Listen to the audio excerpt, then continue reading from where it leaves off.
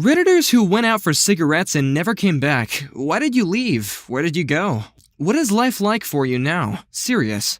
Story 1. Throwaway for good reason. I've always lived in an abusive house, both mentally and physically, and never saw a proper way out.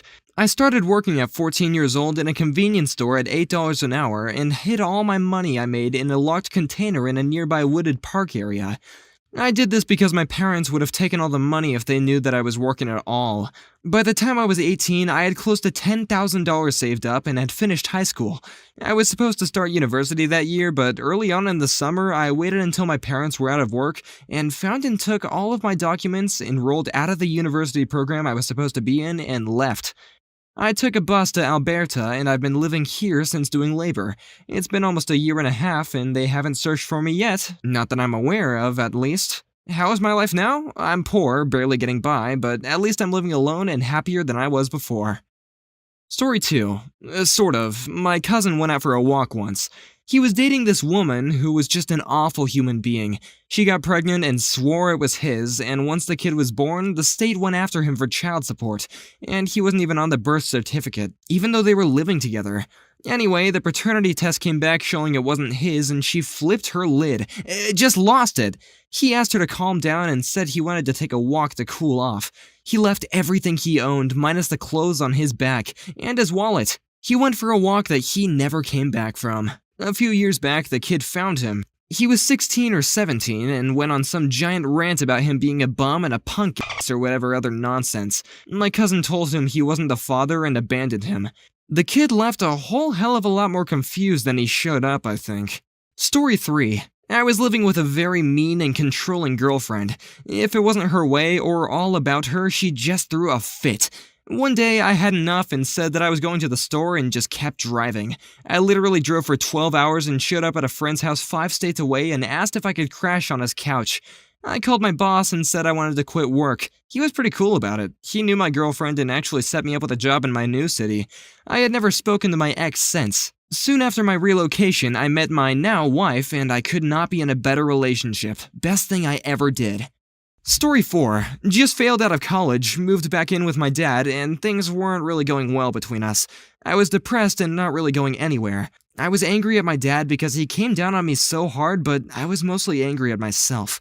And his attitude toward me just kind of compounded it all. Anyway, one day after being at a friend's house and hanging out all over the city for a couple of days, I finally came home. Things around the house were just tense, and I felt like nothing. And like I would never get out from under his weight. So I just started packing some stuff. As I was leaving, I remember coming out of my room with a bag. This wasn't unusual because I would often take a bag with me when I'd be going to a friend's house, but today my dad was standing at the top of the steps and just looked down at me.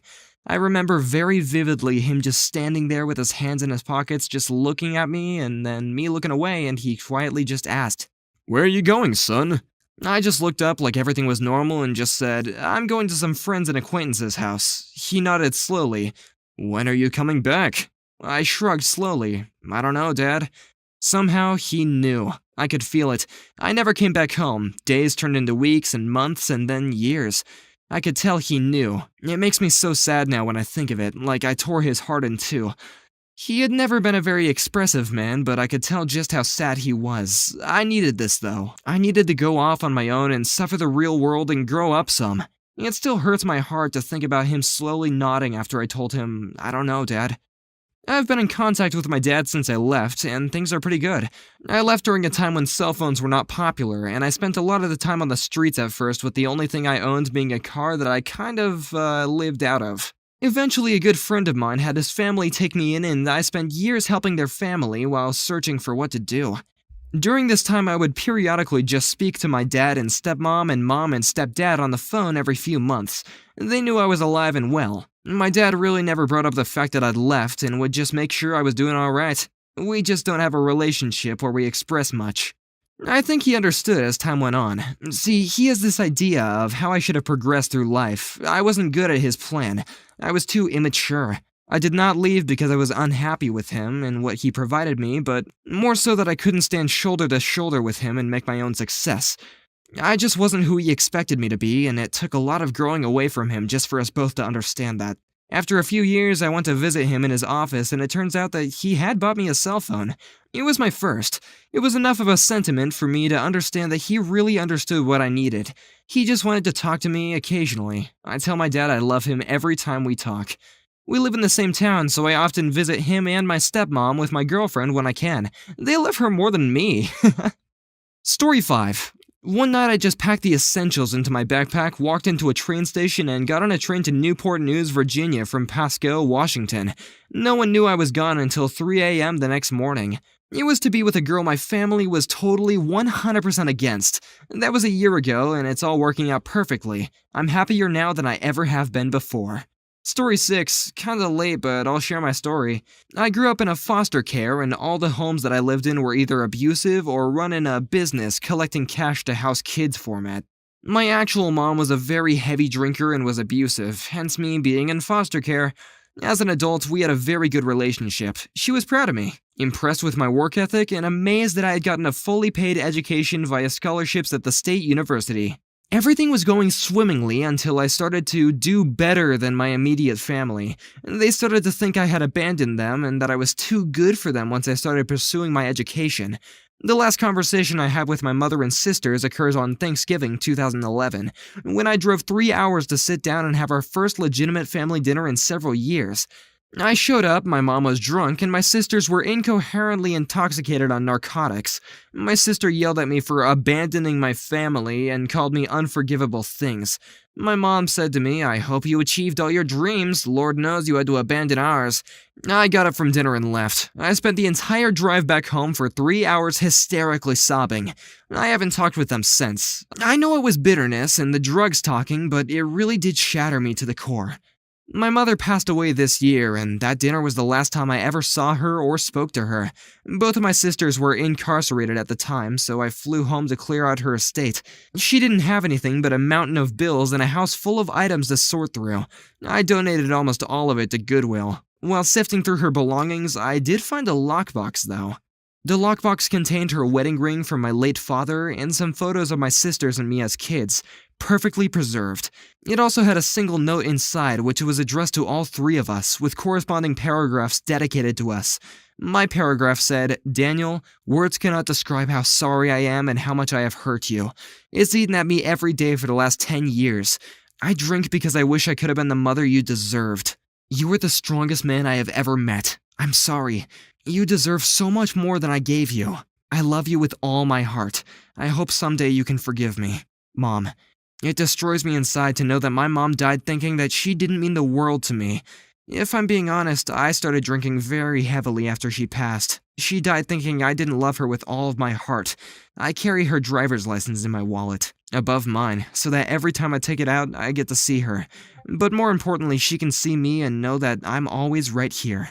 I just went on a bender when she died, but I do have my life put back together almost a year later. Unfortunately, my sisters and I aren't on speaking terms. As cliche as it sounds, they still resent me. Although I still reach out to them and let them know that the door is always open. Hopefully when they get older, we'll be able to have a relationship. I understand where they're coming from, and although I disagree, I'm not bitter or angry at them. Story 7. I did this basically. Told my parents that I was going for a hike in the woods for a few days, but instead took a flight to Europe and joined the French Foreign Legion. They figured I was dead for a few weeks, but eventually they figured out what I had actually done. It's been almost 2 years and I'd still rather not see them ever again, but one of these days I'm gonna have to go back and see all my younger brothers who still live there. As for why, it's a long story. I didn't have the greatest childhood. Basically, I just decided that I had nothing better to do and life was boring as hell, so I might as well do something stupid or crazy. So I just left and never looked back. Whether or not I'm better off now than I was before is debatable, but at least I can say I've done something with my short little life. My parents were/are religious fanatics and complete narcissists with their own special brand of Christianity. They homeschooled me my entire life until I was 17, at which point they kicked me out due to religious disagreements. I managed to survive for around half a year myself. Unfortunately, I was kinda lacking in the life skills department. Basically, until I left at 17, I never had any friends, never left the house without my parents, and had no diploma or any other record of me doing school. I also found myself lost without someone yelling at me all the time and telling me what to do. So I figured I would just join the military. Just do as I'm told, not have to worry about bills or food or anything. Perfect. Unfortunately, my national army just told me to wait 2 years and I have no patience at all, so my next logical step was to join the FFL. So I didn't last long by myself and I ended up coming crawling back to them and staying with them until I turned 18. But I wasn't idle. I saved up money, stole all my documents from the lockbox where they kept them, and bought a plane ticket. And here I am now, halfway across the world, speaking a different language and protecting different people. Story 8. I left my abusive husband 7 years ago. I just walked out the door and I never spoke to him again. I had squirreled away money for years because he controlled my income.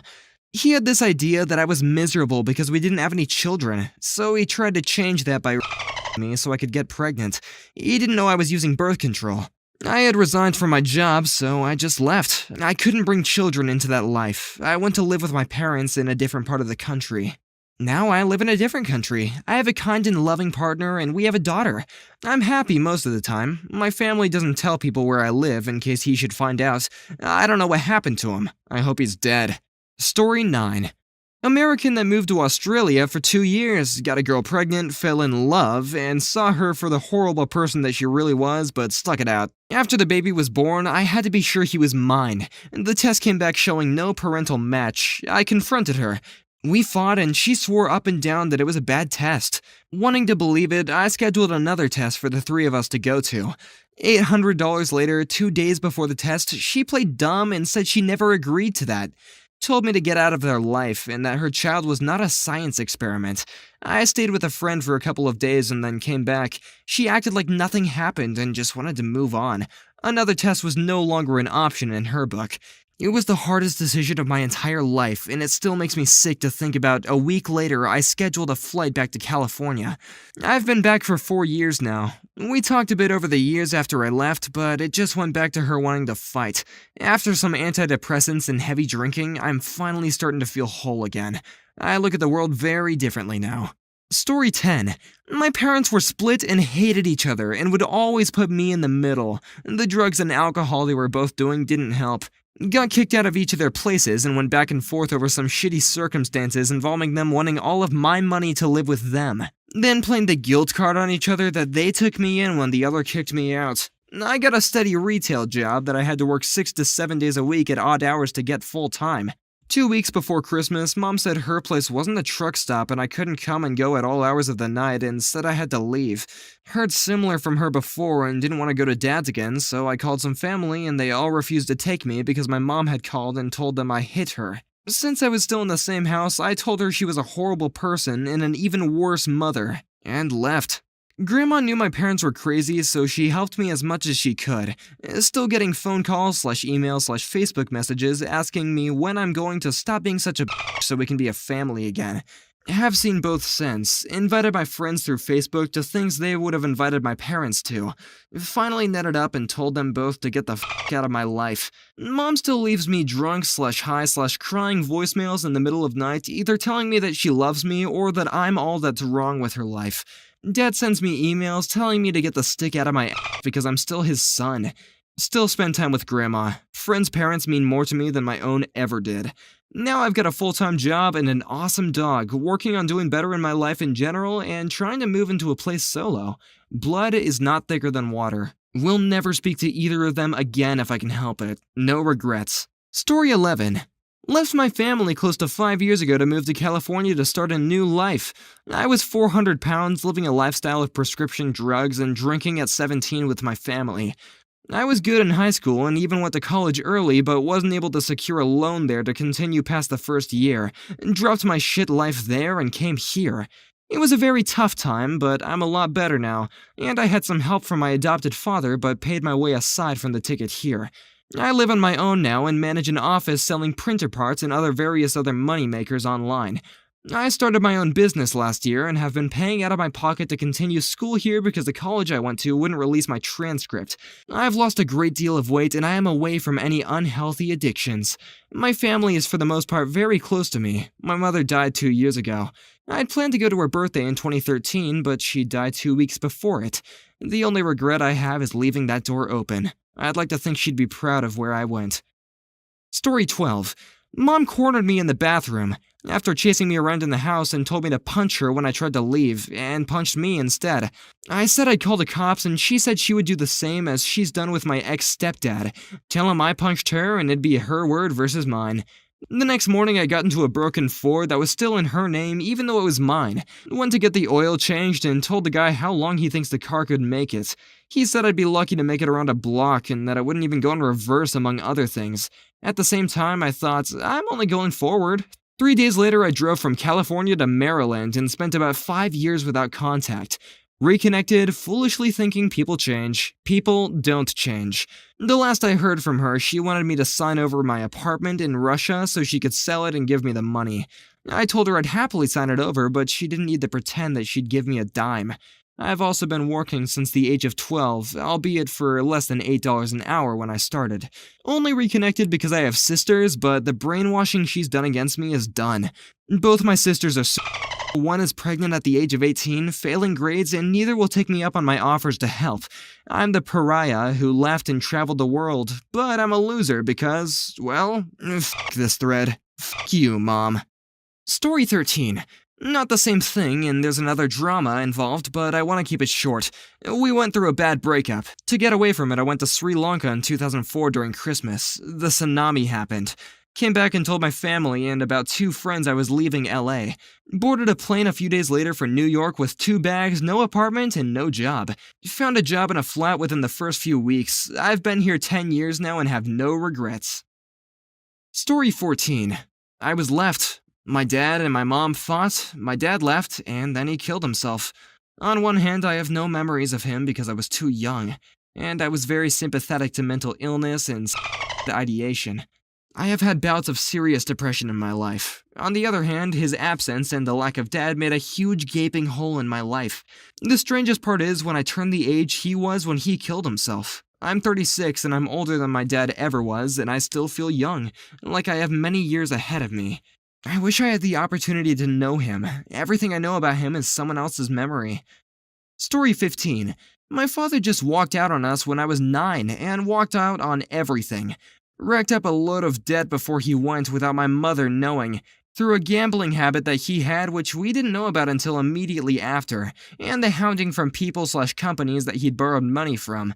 Some of them were the kind of people that he didn't want to owe money to, and the next few years were kinda rough. Add to that, my mother got sick around the same time and ended up unable to leave her bed for a few years. I think the illness was caused or at least exacerbated by the shock of his leaving. Not gonna lie, it was rough, and I ended up getting homeschooled as they were afraid that he'd show up and pick me up from school one day. And after a little while of that, my confidence was so drained that I avoided school as much as possible. Police were looking for him and eventually found him after a year or two in a town 200 miles away. He didn't want to get in contact with anyone, and nothing came of it. He was an ex-policeman, so I guess he knew what to say or something. Then a few years later, we got a phone call from a lady who had found his address book, informing us that he had died and she was looking for his next of kin. It was ended with us traveling to where he had been staying, only to find the elderly lady who was basically bleeding dry financially. Some of the stories he'd been spinning to manipulate people were incredible. People there thought of him as a hero. He told them about how he'd started a new life after nursing his sick wife with cancer until she passed away, how my brother had been inspired by his story and he was working as a doctor abroad, and in his fantasy, I had never actually existed. I can't really say I'm angry about it. I grew up afraid that I'd end up like him, but I think when you're exposed to something like that as a child, you can either see it as an example of how to live, or you can look at it and do everything in your power to avoid becoming it. Story 16. My mother left me at her door. I would visit every Saturday for a few hours and then she wasn't there. After 10 plus years of extreme hate towards her, my uncle enlightened me. He said, maybe she left you for the better. Turns out she had some extreme mental issues. Drug abuse. It's amazing how a few words can change your life. How did you become your family's black sheep? My dad's heroes are Led Zeppelin. He's got more bootlegs of their live shows than even exist for most famous bands, except maybe the Grateful Dead, who neither of us can stand. My dad saw Kiss, Rush, Bob Seger, and a bunch of other classic bands during the 70s. In 1980, he took a big business job, and while still praising Zeppelin like gods, my parents were shocked when they showed me Kiss, and I said, I want a bass. Gene Simmons, as I know now, is a piece of garbage as a person, but goddamn is he a good performer. My grandma got me a guitar, not a bass because I'd get bored with it, against my parents' wishes.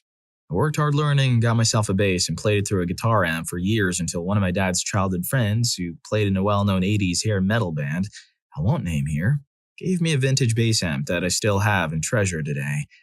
Then in 2012, I started touring the US as a singer and bassist, after joining a band and a real record label and sometimes making thousands of dollars per show. My dad still hates my music career, but at least he gives me a grudging amount of respect that I wish I would have gotten as a kid. I may be the family outcast, but I knew what I wanted. Nobody believed me and I proved them wrong. Decent enough for me to feel I accomplished what kid me wanted to do. I'm just happy now that I knew exactly what I wanted while really young and got it. That's the rare part.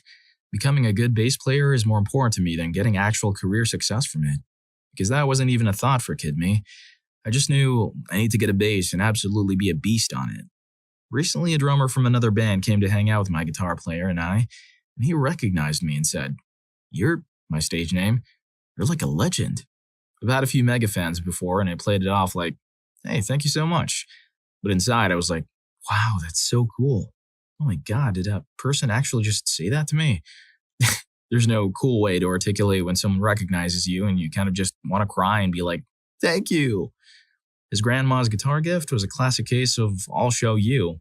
And he did, by turning it into a bass-tastic career. Way to go, grandma's favorite rock star. Story 2. Moved out of home to escape serious mistreatment and neglect.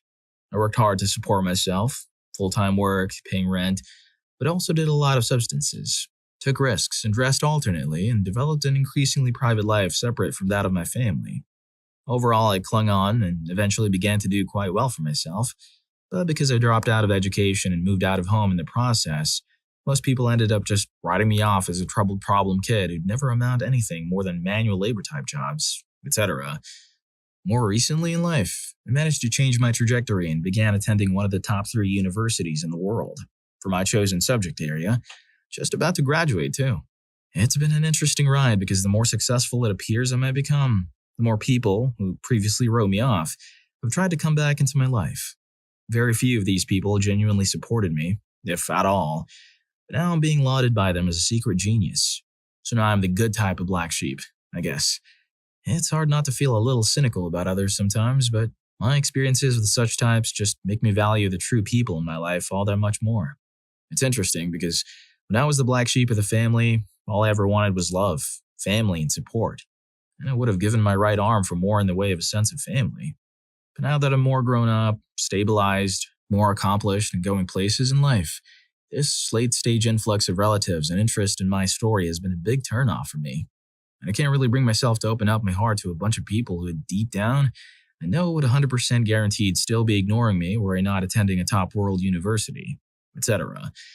I have no interest in relatives if they're shallow and simply want to be associated with my success, which is what all this interest in me from them very much feels like. They weren't there for me during my low points or when I was building myself up from the bottom, so I won't let them pretend to be chummy best pals family with me now. The only people I have time for are the sincere and genuinely good of heart. Shallow people are all the same.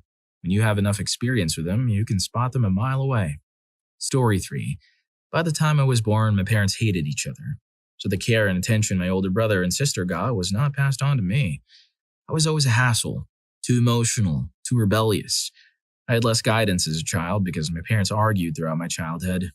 Rather than help me look after myself, I was blamed for not knowing what to do and making mistakes.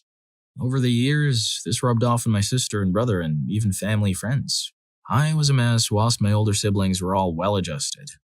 My teenage years, I was fully considered a problem child, even by myself. I went from being top of class at the end of year 7 to being only allowed to do 4 exams and leaving school because I hadn't done any homework. It was a challenge in class. Even as an adult, when I tried to improve but failed without support, the criticism would go on. Like I've hassled my family by needing support or asking for help. A perpetuation of how they saw me as a child. No consideration for how I had improved as an adult. I lived from a young adult until the age of 39, cycling through anxiety and depression, because I thought I was a bad person for struggling with life. I felt shame and guilt for just being me. At 39, I attempted to end it all, and luckily I failed. All good now. I realized I was beating myself up over my feelings, because that is how I was taught to handle my feelings. I don't blame my parents because their lives were traumatic. Trauma begets trauma. My sister, after so much good work has been done, still seems to delight in falsely accusing me of things or suggesting my motives are false in some way. We haven't spoken in years, and she didn't even reach out after my attempt. But still, does what she can to cause an issue between me and my parents. I just ignore her and get on. Wish I had this wisdom at 20. Story 4. I stopped saying yes. My family was controlled by my mother, and she's an absolute snake in the grass. She had me brainwashed. I was afraid of her, but fully believed she would protect me and supply me with what I needed. She did do those things, but if I was ever out of line, I wasn't simply shown the correct path. I was belittled and humiliated into falling back in line. I met my lady, and she showed me this behavior wasn't normal. She gave me the drive and courage to say no and start living for me. Then, my mother accused me of doing substances when I didn't deal with her horrendous attitude towards me and life in general. I was done with that side of the family once they staged an intervention and openly took her side after knowing she treated me like filth my whole childhood and beyond. I don't hate them because I love who I am. Black sheep in their eyes, finally happy in mine. Story 5. I'm the black sheep on both my mom and dad's sides. Maybe it's me. Mom's side is lower functioning. From an early age, I was helping to pay bills, fielding phone calls from debt collectors, and managing small life difficulties for them. I was always going the extra mile, but rarely got any effort back. After moving 600 miles away, getting married, getting my master's degree, and having children, it became very obvious that I was being used. I asked them to make efforts for me, drive to my house, attend a college graduation, come for the birth of a child. They were outraged that I asked for reciprocation. That was 10 years ago. I've yet to be invited to a wedding, family reunion, graduation, or get phone calls when family members get sick or have important events happen.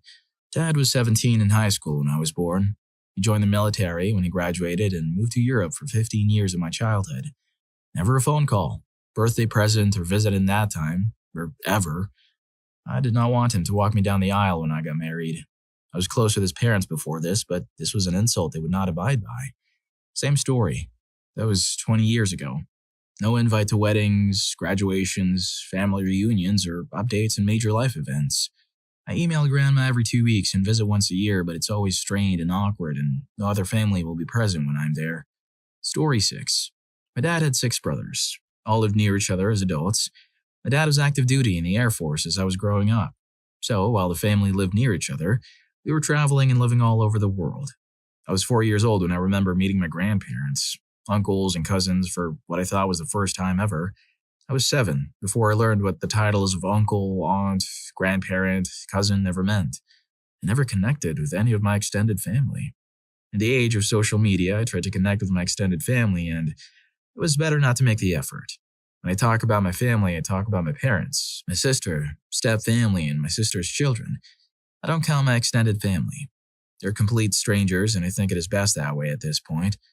For my family, we all moved to the Dallas or Fort Worth area in 1991, 3 months before my 13th birthday. Over the past 15 years, they've moved away from me. Stepsister and her husband moved to Galveston. Dad and stepmom moved to Oklahoma. My mom, my sister, and her kids moved to Oklahoma a few years ago, so my family moved away from me. Damn. On a lighter note, if you're enjoying the video, don't forget to hit that subscribe and like button for more videos like this. Story 7. First, it was because my mom left my father after he was tired of him beating her up. Her family was not okay with her not working harder to keep her family together.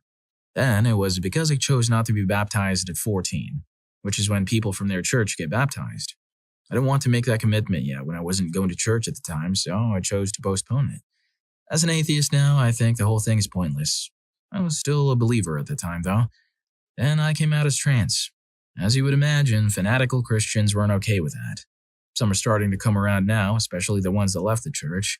I have hope, but I also don't really care if my family ever accepts me anymore. That says more about them than about me. Story 8. My sister was the black sheep first. She dared to be goth in high school. I was lined up to be the poster child of Southern conservatism. Enthusiastically joined the Marines right out of high school, Christian, white male. The moment I left town, I went minimal to no contact with my family for the vast majority of my enlistment. I was stationed nearby and would come visit, but they weren't included in my day-to-day. Left the military much less conservative, all the way atheist, and shattered my dad's vicarious dreams of me becoming some military officer. Before he passed away, I was nothing more than a socialist like Obama to him. Oddly enough, my aunt was similarly talked down about, and she followed a very similar path before me. I guess the black sheep are the ones that leave. Story 9. I'm autistic. Don't wear my hair like or dress like a proper woman. I cut my own hair until I deem it short enough and good enough. And worst of all, I'm still looking for a job in my mid-20s because I haven't found one suitable for my skills and needs. And I have a crippling fear of being abandoned by people who say, "Okay, I'll pick you up after your shift," and then don't pick me up at all. It's that last one that drives my mother to treat me as subhuman, even though she blatantly denies it when I call her out on it with years of evidence in the form of wearing down my physical and mental health, but constantly making me do stuff she could do on her own. I'm looking for a work-from-home job now that isn't scam-filled and is something I can actually do and not mess up at. But that's not enough. Story 10. In my childhood, I realized that something was wrong with my dysfunctional family. After years of gaslighting and sabotage by my parent, who preferred my 10-year older sibling, I understood that I wasn't truly part of their family.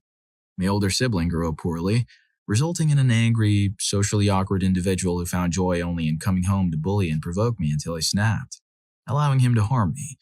This went on for years because my parent didn't want to bother stopping him and didn't care. My sibling is the favorite child because he was wanted and is more similar to my parent, who didn't like being a single parent. The solution was marrying my other parent, who was a convenient choice, although my parent didn't even like them much. I was an unintended addition and nobody wanted me, except my other parent, who was unable to take care of me due to illness. My parent and my brother resented me because I looked and behaved like my other parent. Of course, we weren't loved because I was a child and my other parent was sick, so we dared to have needs instead of just existing. Then my other parent passed away and I lived through hell for years. The perfect sibling eventually went away to chase different careers, reaching their 50s with no dreams accomplished and no family or partner. Long story short, I studied, graduated, worked, and now married with an okay job and an okay life. I have a tolerable relationship with my parent and my sibling because living in different houses work miracles. Life goes better. Of course, my sibling is still the favorite. I don't care. Let them run in circles. Story 11. The audacity of acquiring an education. I'm an educated Romani woman who simultaneously antagonized my family's disdain for education and defended my parents for being a filthy aberration for not being a subservient Romani woman.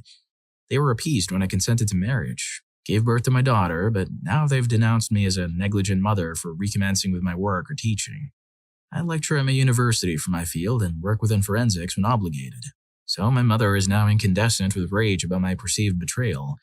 I was in a jocular mood yesterday and exasperated with her recalcitrance about the economy and money. So I told her she could now contribute to the electricity bill. The whole of the UK could be the recipient of free electricity if I could convert the incandescent of her paroxysm. Romani parents, I think it's a remnant of the diaspora class system from India, expect differential compliance in all aspects of your life. I chose my spouse as a compromise on even religion, but God, I'm disparaged no matter what I do. Story 12.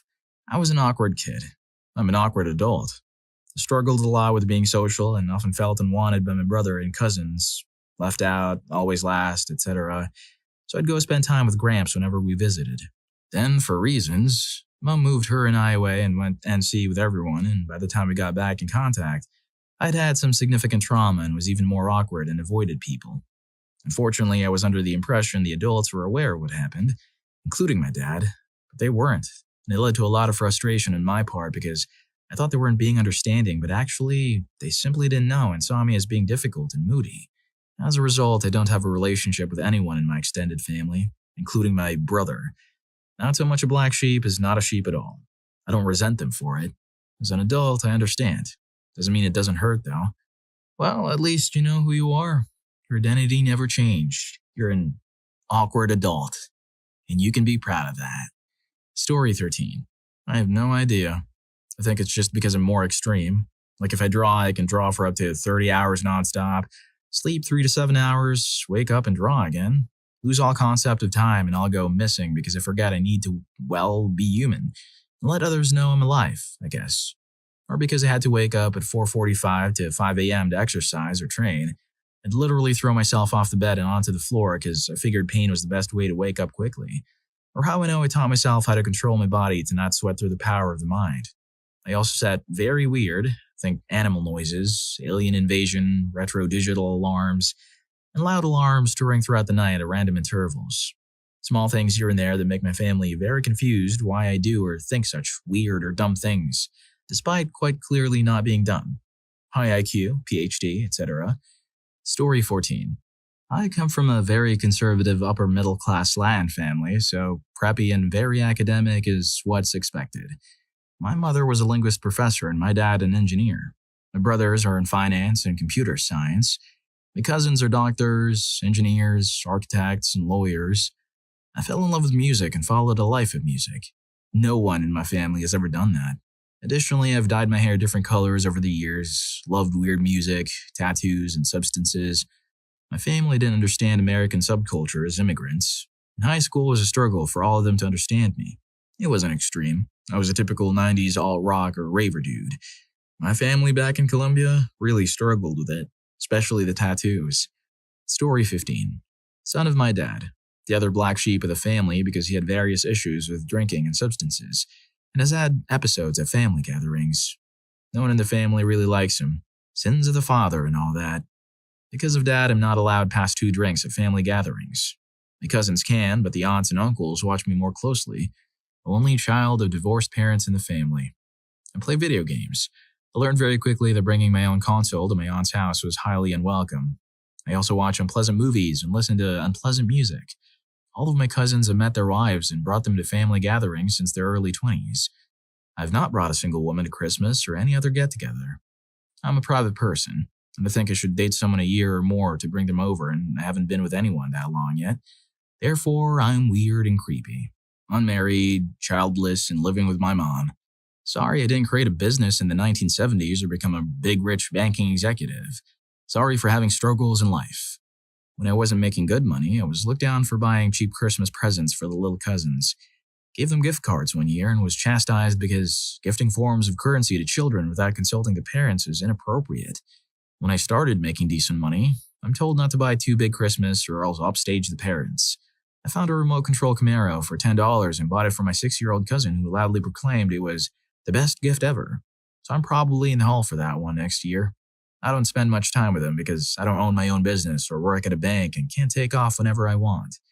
After my uncle, who I love the most and who has treated me like a proper member of the family the most, passes, I'm probably not going to see them anymore. Story 16. Oh boy, this wasn't me, but my dad's cousin in California. So this was back in the 90s. I was still really young at the time. My family was living in Canada at the time, out in Toronto, Ontario. So what I told my dad was found out by my cousin in Rochester, New York, was watching the news and found out his nephew. My dad's cousin was incarcerated for performing medical duties without a medical permit. In other words, he was an unlicensed doctor, which is a big no-no, especially in the 90s, which at the time there were a lot of unregistered doctors committing certain crimes in California, and just say this one cousin was caught. Now the whole reason is another story, but just for context, reasons for those who are wondering, he walked in the hospital for a nurse's job. That way he can help him get towards his medical degree. Somebody thought he was a doctor and rushed him into another surgery, and the rest is history.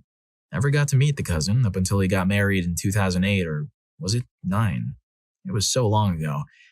I can continue on, because this was the most interesting story to ever hit my family surrounding one family member who accidentally, without trying to break the laws, and was incarcerated. People who cut off their family, what did they do to you? My cousin, still a 12-year-old child at this point, lost both her parents and the family had to help her sell her parental house. Long story short, one of my aunts secretly sold the house without telling anyone and kept a profit, $250,000 for herself.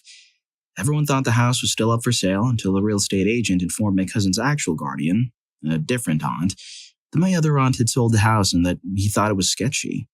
Good news though, my aunt was sued, had to pay everything back, and the $250,000 was directly deposited into my cousin's bank account. My aunt received an additional $50,000 fine she had to pay my cousin and guardian aunt for emotional damage. We do not speak about this aunt anymore. For clarification, how it was even possible in the first place, It is complicated. Due to my late uncle's and aunt's will, my cousin had two guardians after her parents passed. One was her general guardian, Aunt X. My cousin would move into their family home, and that aunt was made responsible for her school, her therapy, sports, social life, etc. The other guardian was married to my uncle, my evil aunt, her husband. He was very good with finances, so he made my cousin her financial guardian. Because my late uncle and aunt didn't want to take advantage of my cousin in case of becoming an orphan, so two guardians they trusted would make it safe. So, my evil aunt and her evil husband had access to all documents, keys, accounts, like my Aunt X. They had secret house viewings, found a buyer, had the new buyer sign forged papers. My evil aunt forged Aunt X her signature, had the new buyers deposit the money directly to their bank account, gave the new buyers the green light to move in, went to the real estate agent and said, "We don't need you anymore. We already sold it." And here you see Aunt X signed as well.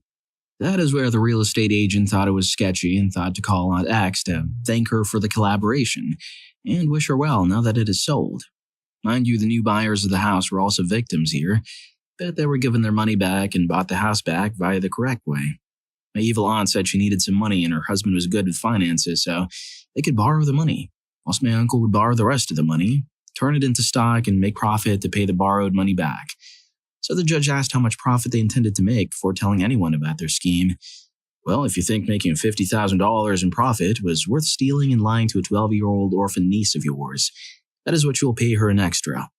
They never actually made any profit due to the short time period, but the family took over his investment plan, secured part of my cousin's inheritance, and used a smaller part of her inheritance to invest so that my cousin could have extra passive income for the rest of her life. They didn't go to jail because the entire family requested they don't go to jail. The evil aunt and uncle had two small children at the time, so having 3 orphan children in the time frame of less than half a year would have been a punishment for everyone involved. Also, this was early 2000s, in a country that doesn't put people as easily into jail for civil cases as the US does. Though my family doesn't like holding grudges, we do not actively hate them. They were in fact having financial struggles, in secret, due to something unfortunate happening with them, so everyone understood but felt betrayed in the end. My family only wanted my cousin to be or stay supported, and making other cousins to become orphans wasn't an option. Excommunicating them from our family was their way of taking the high road. Did she just casually try to steal $250,000 from a 12-year-old? Story 2. My mother used to roughen me on a daily basis, lashed out for no reason than me being a child, woke me up in the middle of the night to give me cold showers because I did something she judged to be out of line. It was really BS reasons most of the time. Put my face in garbage because I forgot to tie the garbage bag before putting in the bin. Mind you, I was still a child. She always did this when no one was home, and I was so afraid to say anything that my sister and dad didn't know it was happening, until I told them a few years ago. I'm 29 now, with BPD, PTSD, and anxiety because of all this. I'm still struggling with all the emotions I experienced during my childhood. To this day, she still doesn't understand why I don't want anything to do with her. She still calls my sister to get her to convince me to get in contact with her. My sister hasn't nagged me with this since she found out what happened. Now I'm living with my girlfriend, who's the most wonderful and loving person ever. I'm glad I don't live in fear anymore. To the person suggesting therapy, don't worry. It's already going on and I have a psychiatrist. BPD is borderline personality disorder, and no, it's not genetic. Well, mostly. Mine was developed through repeated trauma. Story 3. I grew up in a family that looked perfect from the outside. 4 kids and parents as a solid unit. One thing we never talked about was Dad's explosive anger, which led to episodes that he would never apologize for. Just be nice later and we would all just brush it under the rug. Cut to my age of 31, and I'd been working with my father as a financial planner for 6 years, helping grow our client base. My mother and younger sister work with us as well as assistants. Only problem is, every 6 months to a year I'd get fired by my dad. Massive blow up and a screw you, I have everything and you have nothing. Get out and I'll never talk to you again. Then he would be nice in a day or two. Make some promises to put things in writing and we'd all just forget it. But you only want to bring up that contract so many times before you worry you would cause another episode.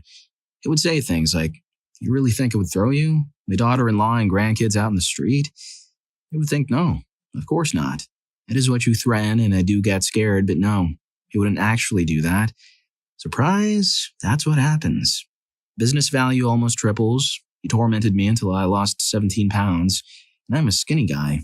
I quit. Walk away with nothing. We end up hiring a company that works with family businesses for over $20,000 to help solve a family crisis. Specialists, psychologists, and lawyers are all involved. They write a report after interviewing every family member multiple times for hours and hours, including my siblings that don't work there. Report comes out, my dad loses his mind, fires the company that wrote the report. I make peace that it is all over. Start interviewing to just work at the bank. I've not been paid in almost 6 months. I have 2 daughters, 3 years old and a 1-year-old. But my dad comes back and starts making promises again, rehires the family business specialists. We have a meeting where I agree to not take the position at the bank after 3 successful interviews. I will manage the business while my father vacations for a month and he'll sell me my own clients. But I agree because I don't really want to work at the bank. My dad leaves on his trip. I think things are finally getting worked out, for the 10th time. But he comes back a month later and won't answer my calls. I go and see him in the office and bring my 1-year-old, who I haven't seen for 4 months. He says he's going to finalize the list of clients I am to buy. I haven't talked to my dad since.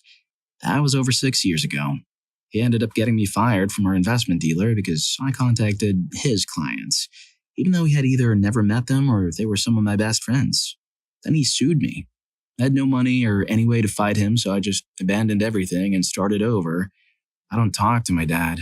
Mom, brother, older sister, grandma, aunts, uncles, cousins, and many family friends. They all got my father's narrative.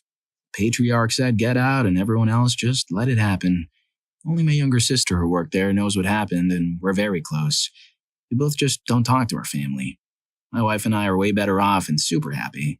I made more money last year than I ever would have imagined and I'm my own boss. Story 4. I had a baby when I was 16. Because I was so young, I had to continue living with my parents along with a baby. When I turned 18, my parents encouraged me to go off to college and said they would look after the baby while I was gone and then I could have my child when I finished school. Of course, I visited my child all the time, but my parents and my sister started a smear campaign against me, stating that I was a terrible mother who abandoned her child. I knew things were being said, but I didn't realize it came from the people who were closest to me. I didn't really find out the level of cruelty until I finished school and wanted to resume care for my child. My parents got a lawyer and threatened to make my life hell if I didn't walk away. I was broke, young, and naive, so I walked away. It's one of the biggest regrets of my life, but I cut them off. I had to, for my own sanity. My child and I have a great relationship now. Despite everything my parents did and the lies they told to keep their grip on my child figured it out all on their own. They realized the truth. Story 5. My dad passed away the day before Father's Day. She who birthed me openly disregarded every one of his final wishes, up to and including the place of burial. Since then, I've gone full scorched earth. Never mind the years of physical, psychological, and financial mistreatment meted out to the both of us all our lives. I was prepared to forgive her up to that point. For him, no. She called my father weak for not making his wishes known to her, and stated that mental illnesses were a hoax, a crutch for the weak. I informed her right then and there that I was no longer her child, and she can rot in that miserable mausoleum she calls a house. I'm organizing a proper memorial service the way Dad wanted. I've also been making covert trips, taking everything of sentimental value from Dad's upstairs apartment when she hasn't been home. And I've opened a separate bank account, preparing for the day she passes. I have Dad exhumed and buried in the place he loved and wanted. I will make everything right that she has wronged. Mark my words. She's gone to me, and anyone who stands with her is an enemy. Story 6. My sister cut me off when I asked if she was engaged. Apparently, it was incredibly rude and I ruined her engagement. The reason I asked, her and her boyfriend were taking a big trip. We talked for months about the possibility that he would propose on the trip. 2 weeks before they left, he showed her the ring he bought her. On the trip, she posted a picture of a dinner and she had a big shiny diamond in her left ring finger. But I'm the schmuck for asking. I have no idea what the logic behind this is. My whole family can't figure it out. Let me give you some context. I have a social media account but never use it. Like, ever. Her and my brother were having a pretty heated debate. My husband asked a pretty neutral question, trying to clarify something she said. That wasn't a part of the conversation. She started insulting him, blocked him and blocked me, who wasn't part of the conversation, nor had ever been on it in years, but she still has my brother who was the target of the heated debate. Story 7. I cut out my mother's side of the family. Her sister and brother made it their personal goal to financially ruin my parents. Then the other sister piled on. All three of them had been borrowing money from my grandparents for years, and when the other sister sold my grandparents' house out from under them, because they can't live on their own anymore, my grandparents were appalled when they were told by my aunt that she was putting them in a home. So they lived with my parents instead, and the other siblings accused my parents of taking their inheritance. They pestered, stalked, and vandalized my parents' property until both grandparents were gone. I will never forgive them, and hope their own children treat them as poorly as they treated my parents and grandparents. Wow, they really were evil and greedy people. Just saw their parents as a bank account. Story 8. I cut out my entire side of my mom's family after her funeral. I was 17. Her family had always been a difficult bunch. My mom had a stalker at the time of her passing. He claimed to the family he was her fiancé, and they believed him over me. Despite the restraining order and proof of cruelty, they chose that man over me. So I cut them out. Them only contributing a $100 donation to the funeral costs really helped that decision also. She had 3 birth siblings and 12 adopted siblings, several aunts and uncles and cousins, and they came up with $100. Screw that. And them. That was 8 years ago. Last I heard, her stalker spent Christmas with him, so my choice feels validated. Story 9. My uncle and aunt whom I lived with from the age of 15 to 19. They always treated me as an inconvenience, even though they're the ones who suggested I went to live with them. They had me clean up after them and their kids.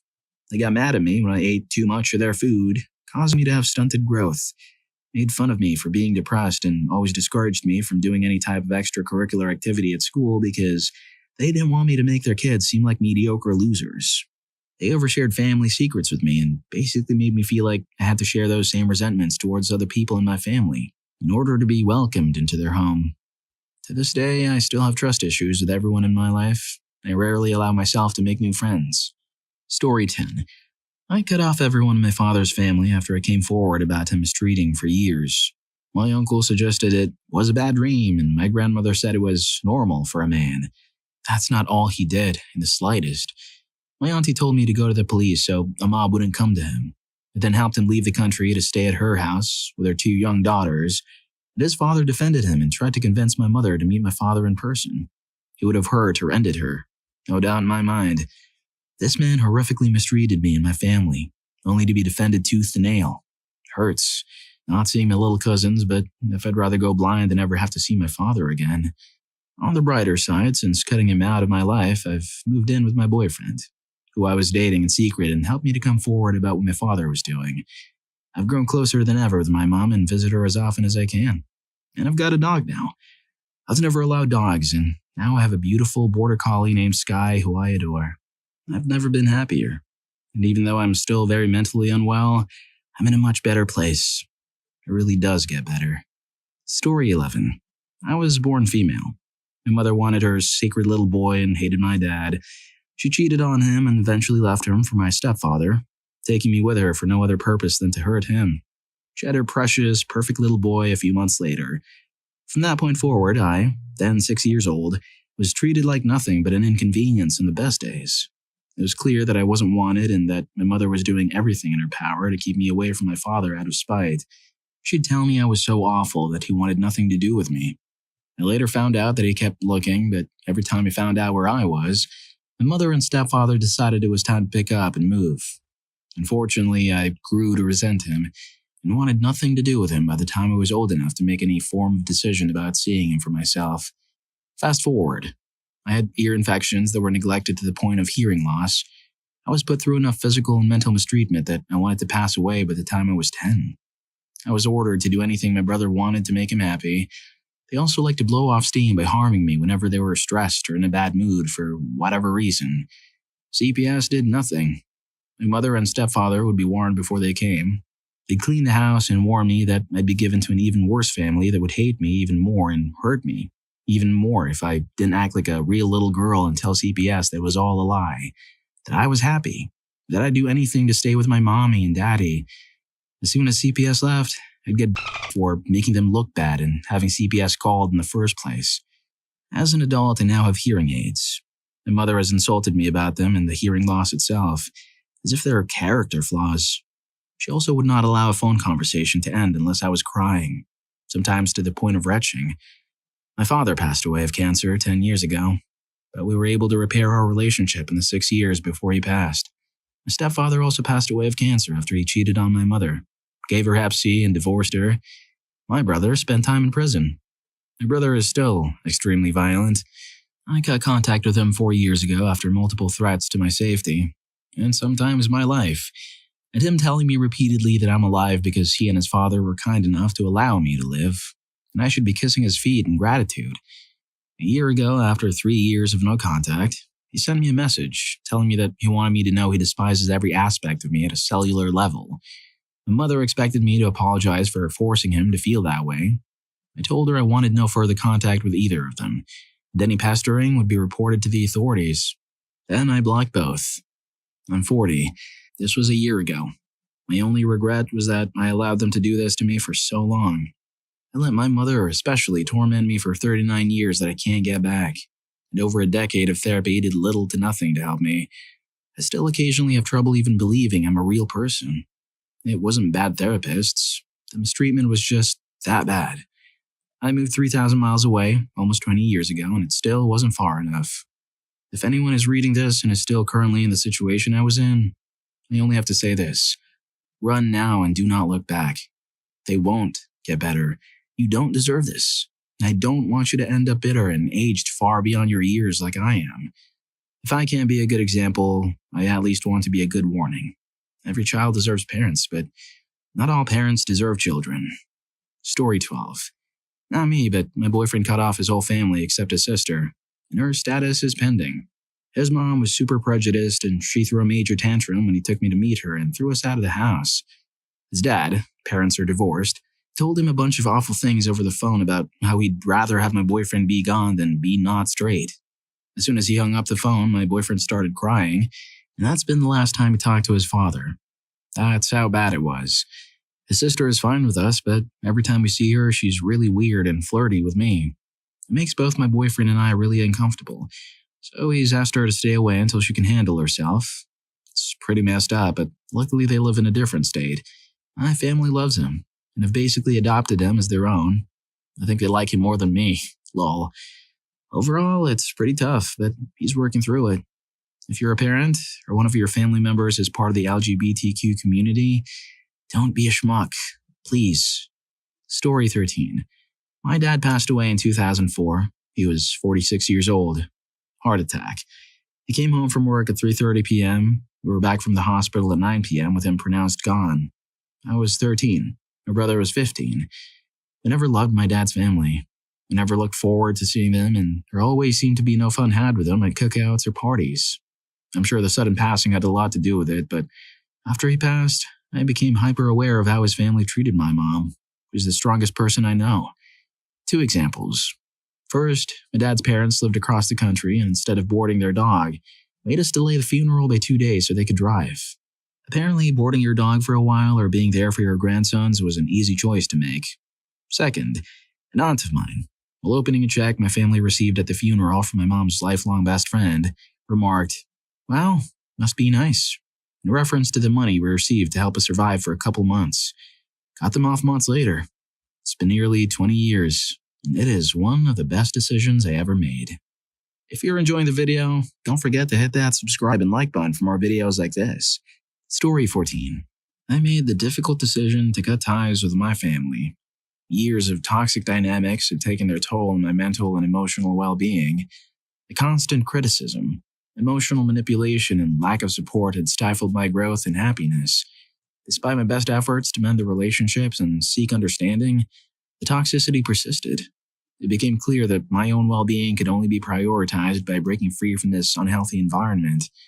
With a heavy heart, I chose to sever those family ties. It wasn't out of spite, but out of self-preservation.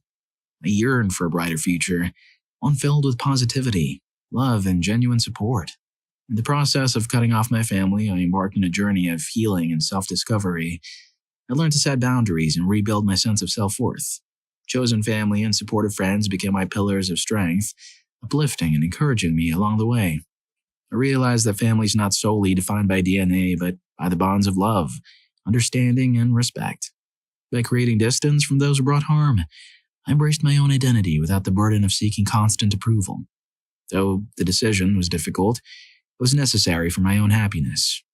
I found solace in reclaiming my freedom and authenticity, and walked confidently into the unknown, knowing that I had made the right choice for my well-being.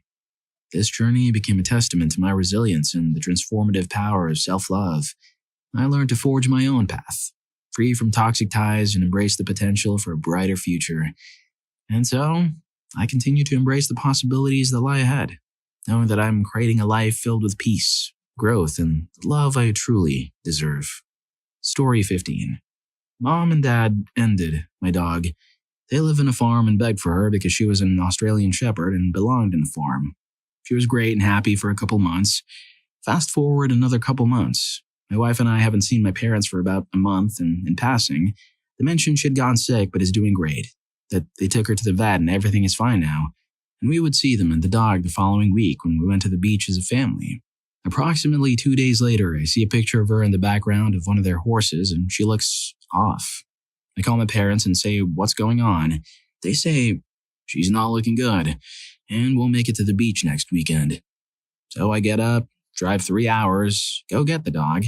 My wife takes her to the emergency vet that night while I stay with the kids. Found out my parents took her to the vet, told the vet it would be too expensive to treat her, $1,200. We ended up spending about $10,000. They were unable to save her in the end, but said if treated earlier, it wouldn't have been a problem. My mom and dad tried to gaslight my wife and I, scolding us, saying it was our fault, partly is for letting them take her. Never asked to see how the dog is or even made it. Now they haven't tried contacting my children or I for the last 1.5 years. There's more to the story and everything, but I doubt anyone made it this far. Story 16. The nail in the coffin was the terrorizing of my wife and I's wedding planning. She reminded us on a regular basis that she wouldn't be coming to our wedding. Then one day before the shower, I decided she didn't want to miss it. I involved her in every aspect of the planning the second she wanted to be involved. She started fights with every single family member who had already been helping us the whole time, leading up to the wedding. She made my father cancel the favors we had picked out together for a better idea she had 2 weeks prior to the wedding. She made us come over 1 week before the wedding to help her finish making them. That night we helped her. She started an argument about how my grandfather, her dad, should get his own remembrance table because he was more active in our lives than my wife's grandfather. I stayed calm, reminded her this wasn't a competition. It was my wedding, and we were having pictures of all the loved ones who had passed on a table with a candle and a sweet note. She told my wife that she doesn't care about her side of the family and called her a witch. She ordered us to leave and told us she wouldn't be coming to the wedding. I refused to leave, pleaded with her to talk this out with us, so she called the police to have them remove us. My wife and I waited outside and spoke with the police. Once we got home, we received texts from her reiterating how she's not coming to the wedding. I begged for 3 days for us to talk things through, and she refused. My wife finally wrote a long, heartfelt message telling my mother she was officially uninvited from the wedding. We didn't hear a single word from her until the day of the wedding. She sent us texts 2 hours before the ceremony. Not one phone call, not one visit. We lived 10 minutes away. They were last-minute apologies that only came out because real consequences happened. I turned my phone off before the ceremony. My mother's Sundance was replaced with a DJ playing We Are Family and everybody coming to the dance floor to dance. The next morning, my sister went home from the wedding hotel early, since she had work. My mom greeted her coldly. She found my mom blue in her bed an hour later, around 9 a.m. She attempted to end it all. I got a phone call that morning from my sister frantically blaming me for my mother's attempt. My life has only been in an upward trajectory since my wedding, and going no contact. I'm not going back. Story 17. My mother was living with her mom after I moved out of home for a few years. The opportunity came up for her to buy her own home. Grandma had given my mom her inheritance early to help with a deposit of the house. Long story short, as soon as Mom moved into her house, she abandoned Grandma. Doctor's appointments that were arranged, Mom just failed to show up to take her. Still not sure why she completely betrayed her, but at the same time, she also blocked her sister. Mom has no interest in patching things up, and she seems to think she's owed the apology. There was a bank account set up where it required both Mom and my aunt's signature to remove the money, and multiple attempts have been made for Grandma to get the money so she can get new hearing aids, but Mom will not sign. I think what she's done is downright disgusting. I nearly disowned her during the heat of this. Story 18. I have two aunts who make everything about themselves. From family barbecues to other people's birthdays to funerals. Just don't have the energy for that. My grandmother has always been shallow, but after my grandpa passed away, she started pestering me about my weight. The last straw was when she told me it was a shame I couldn't have bothered losing weight for my wedding. I had done intermittent fasting for months and only lost 10 pounds due to the stress I was under, but regardless, her commentary about my wedding wasn't that I was happy or beautiful, but that I was fat. My sister has tried to end me or convince me to end myself in my entire life.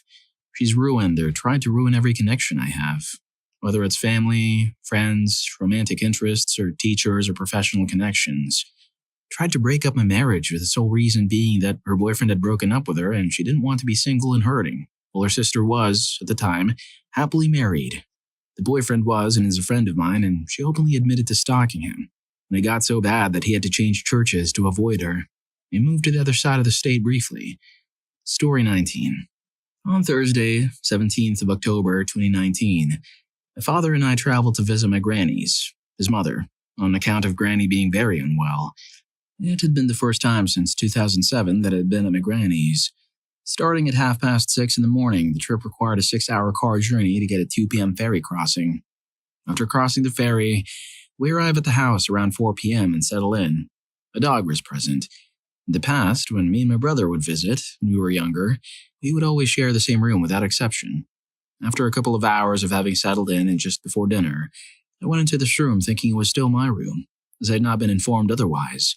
My father notices me in this room, but nothing happens. I smell a distinct odor on the bedside table. After having dinner with Granny and my uncle, his brother, around 10 p.m. I go to the same room again, and then a few minutes later my father comes in, gets really angry and demands to know what I'm doing in his room. So apparently it wasn't my room anymore. I responded I made a mistake. However, he accuses me of deliberately entering this room on purpose, which, to be fair, was true. He starts shouting. My uncle comes to see what the noise was, and then my father tells me to get out and into my room. On Friday morning, I get up and have a bowl of porridge for breakfast around 10 a.m. My father walks into the kitchen, upon seeing me still in my pajamas, remarks with absolute disgust, "Look at you," and angrily tells me that I'm being blocked out of his will, that he's sending me home the next day and is never, ever, seeing me ever again. Throughout all of this, I remain silent, and he further remarks that I'm not deaf. Not long after leaving the bowl of porridge before finishing as I had disliked it, I went out for a walk for about an hour. After returning to the house by 1 p.m. and it was just me and my father along with Granny and the dog, as my uncle had left by this point, around 2 p.m. he asked me to help with the kitchen chores. I entered the kitchen and the bowl of porridge was still sitting on the kitchen table where I had left it. I started to wash some dishes at the kitchen sink while my father sat at the table behind me. For the entire time that I was doing this, for more than half an hour, he proceeded to speak in an extremely angry and aggressive tone. He, first of all, accuses me of outright refusing to eat the porridge. He would then make comments such as I have wasted my life and how he pays taxes for people like me to do nothing all day, and how my mom doesn't do anything to help me tackle the various problems I have. He calls her a cow and says how he offered to support my brother to find a place of his own, but he apparently refused to accept his help. He further mentions how he offered to support me while I was at my primary school when I was only roughly 6 to 7 years old, but I supposedly refused his help also. Throughout this entire time, I remained silent. When he demanded that I respond to a question or something, he would angrily shout, "Answer me!" or "I need an answer," repeatedly, but I stood my ground. He would then say in an irritated tone, "Please yourself," and I would not give him a response. All of this became so unbearable after a while that I started crying and wailing for it to stop, but he continues regardless.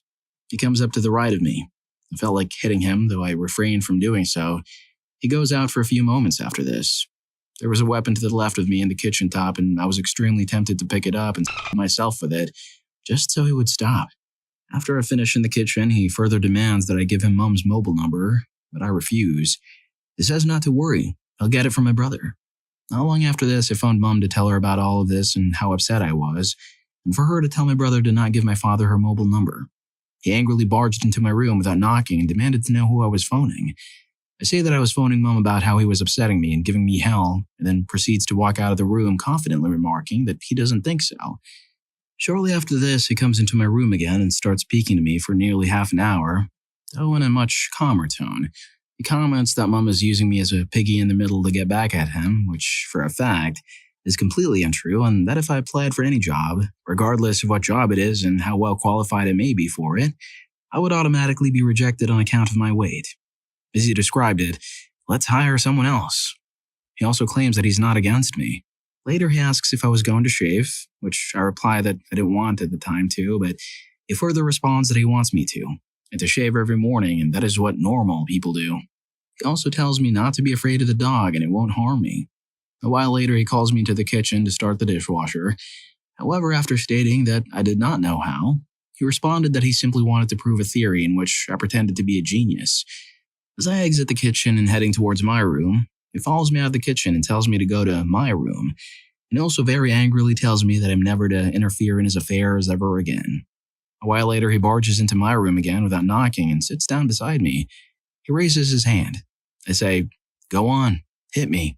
You've been wanting to do that for the past day." Later, we went out for a walk with the dog, but just as we got out, however, I look at my phone for only about 2 seconds for any app notifications. He noticed this and reacts incredibly angry.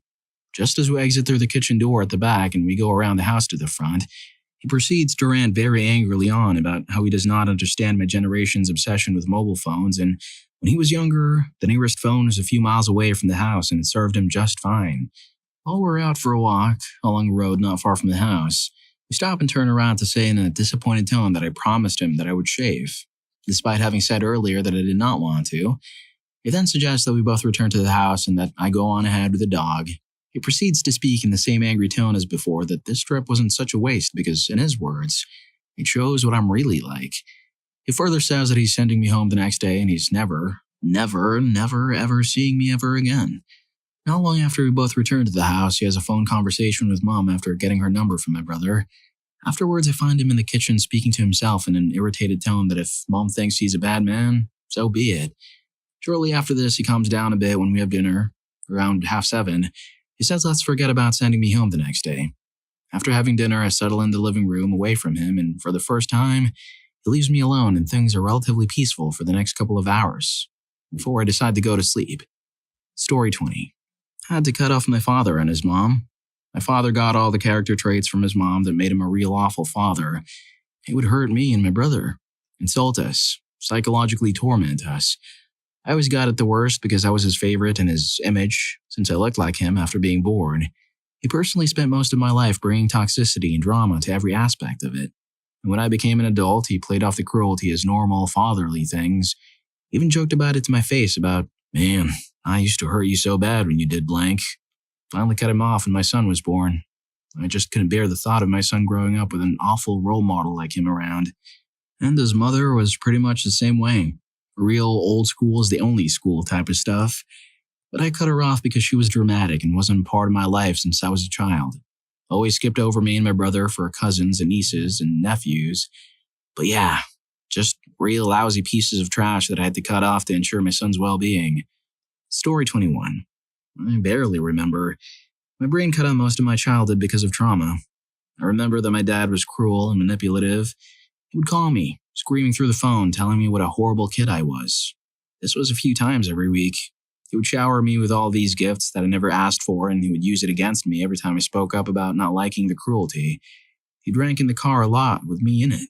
He got extremely hammered when we went out to a restaurant and would make me be the designated driver when I was 15 and had my learning permit. One of those times I was in the middle of a serious storm and I had to drive us home. I hydroplaned and nearly had a head-on collision with a pretty big truck, and we nearly got ended. He lied about everyone around him when he was mad at them, and I caught him in those lies multiple times. Some of these lies were things that could get them serious criminal charges and ruin their entire lives. Story 22. I was diagnosed with brain cancer, and as a result, had surgery and radiation. A few days before my radiation, my partner of 6 years dumped me. My already estranged father used this as an opportunity to come care for his daughter. What he actually did was come to town from out of state to leave his wife for another woman. He used my illness to leave his wife for another woman. Additionally, he was prejudiced. He posted hateful memes and photos all over his Facebook, specifically against immigrants. My now husband is an immigrant and came to the US as a child. My father insisted he had a right to see our daughter when she was born. I wanted to remind him she was the daughter of an immigrant, and so when he posted photos about feeding immigrants to alligators as border control, he was talking about his granddaughter's father. He passed away before I could ever waste my breath. I'd say those are the top 2 reasons, but I have a list. Story 23. Not sure if this is the right direction since technically they cut me off, but here goes. I was kicked out at 14. My parents divorced when I was 10. Dad remarried quickly, and while he was somewhat present, he was never really involved and made no attempts to be in my life beyond paying child support. Mom remarried when I was 13. Stepdad was in the Navy. We moved around whenever he was restationed, which meant I had to give up my dog, so I had a chip on my shoulder from the start. Fast forward to when I was 14, my stepdad was your typical schmuck, and I was your typical rebellious teenager. I was intent on being different, just like everyone else. Had long hair, played guitar in rock bands, but since I was short and not a redneck, lived in Florida at the time, I'd get myself roughened on the regular. I started using my money I'd make from teaching guitar lessons and gigs and took karate and kendo classes. Even made some extra dough teaching some of the younger kids classes a few nights a week and would fight in full contact tournaments every month or so. One night, I came home after karate class. The dojo was only a few miles from home. I rode my bike or skateboard everywhere. I'd been sparring the last half of class and I was exhausted, soaked in sweat and still pretty high on adrenaline. Not 3 steps into the door, my stepdad started his usual routine. Get a haircut. Why do you have your ear pierced? When are you going to get a job? You're a loser, etc. Very original, I know. I chose to ignore him and headed to take a shower. He was offended, apparently, and decided to take off his belt and swing it at me from behind as I was walking away. I didn't think, I just reacted, turned and returned the favor. Mom freaked out and chose him, told me to leave, so I left. Moved in with a keyboard player from one of my bands and didn't talk to my parents again until I invited them to my college graduation. Mom passed away a few years later from cancer, and stepfather cheated on her while she was in hospice, even though she left everything to him. Not much, but did include the house I grew up in originally, and he probably lost it during bankruptcy. I haven't spoken to him since. Been about 25 years now. Well, if you like these stories, here's more. YouTube thinks you're going to love this. Catch you in that video.